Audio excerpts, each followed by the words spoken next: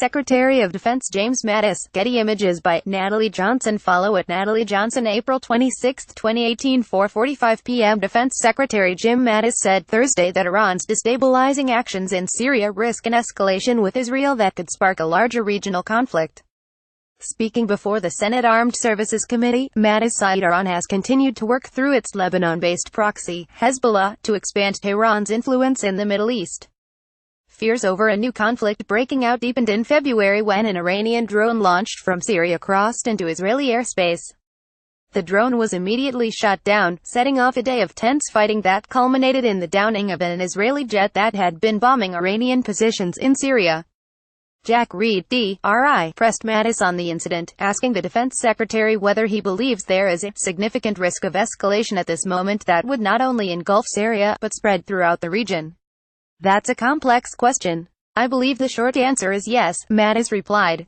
"I can see how it might start. I'm not sure when or where. I think that it's very likely in Syria because Iran continues to do its proxy work there through Lebanese Hezbollah there and over into Lebanon, so I could imagine this sparking something larger." Mattis's comments come as the Trump administration continues to mull whether to withdraw from the Iran nuclear accord when it comes up for recertification in 2 weeks. Though the agreement deals exclusively with Tehran's nuclear program, U.S. lawmakers have complained Iran's destabilizing actions throughout the Middle East violate the spirit of the accord. Mattis told lawmakers President Donald Trump had not yet decided on whether to fix the accord or walk away from it. He said discussions among the national security staff are ongoing but assured Congress the president would settle on a decision before the May 12 reauthorization deadline. "There are obviously aspects of the JCPOA, of the agreement, that can be improved upon," Mattis testified, using the acronym for the Iran deal. "We are working with our European allies on it at this time and again, the decision has not been made whether we can repair it enough to stay in it or if the president is going to decide to withdraw from it." Mattis said the administration is assessing the degree to which the agreement needs to be repaired amid complaints by Trump that the deal is too soft on Iran. Trump has repeatedly threatened to scrap the accord, which exchanges U.S. sanctions relief for a pause on Tehran's nuclear program, but he has signed several waivers keeping its provisions in place. Mattis, who has said remaining in the accord is in America's national security interest, told lawmakers that while it is an imperfect arms control agreement, it does contain measures to ensure international oversight.